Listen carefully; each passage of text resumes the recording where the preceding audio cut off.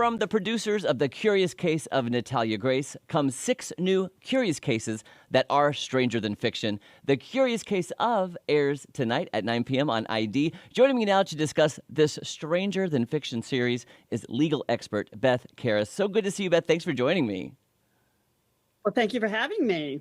I gotta say, I love these cases because I'm thinking, did this really happen? How in the world did you find these unbelievable true stories and how the series came to be? It's just fascinating. Just combing through articles and podcasts and talking to people that we find these stories. They're reported in their community, some of them, but they don't really have national legs. They haven't really, been widely told. And we look for stories, of course, that don't necessarily involve a murder. For the most part, this is a departure from murder.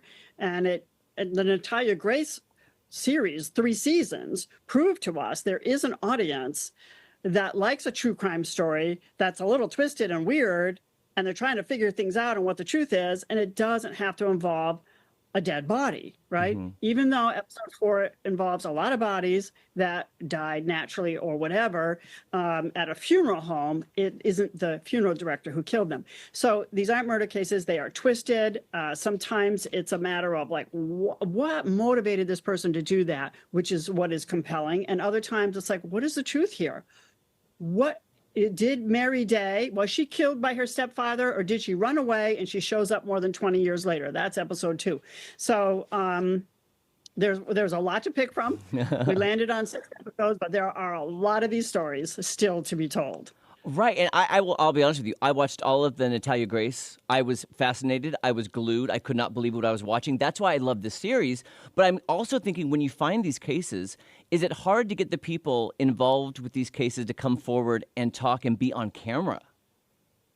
Well, it is a challenge, and that's what we all worked at. The whole team, I included, worked on getting access to those storytellers, people on the inside who could tell us what happened inside the cat cult. That's the end of the season. That'll air on February 17th. But sometimes you can't do a story if you don't have enough storytellers. I mean, they have to agree, right, to, for the most part, go on camera. Sometimes they're in silhouette. I mean, we did have a silhouette in the funeral home story. It's a challenge, but sometimes people want to tell their stories. They're glad we're telling it. They need to tell their stories. They feel so victimized and nobody was listening, for example, or there wasn't enough of a reaction from the authorities. So every case is different, but there's a lot of work involved in getting people on camera. So you've been in these episodes, you've seen these cases. You have such a great background. You're the legal analyst, reporter. Does anything even shock you anymore? I've never been asked that question. That is a good question. I don't know that anything ever shocks me anymore, but I never tire of these cases because I'm fascinated by human behavior. I'm fascinated by what motivates people, by the psychology, and sometimes I'm fascinated by the investigation into getting to the truth and to the right person who's responsible.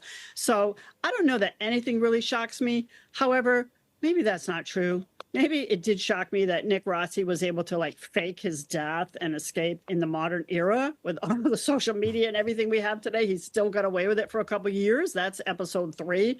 And the funeral home story, episode 4.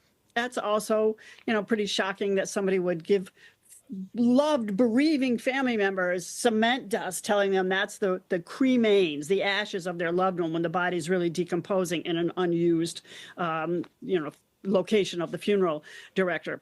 So, I mean, I've seen it all.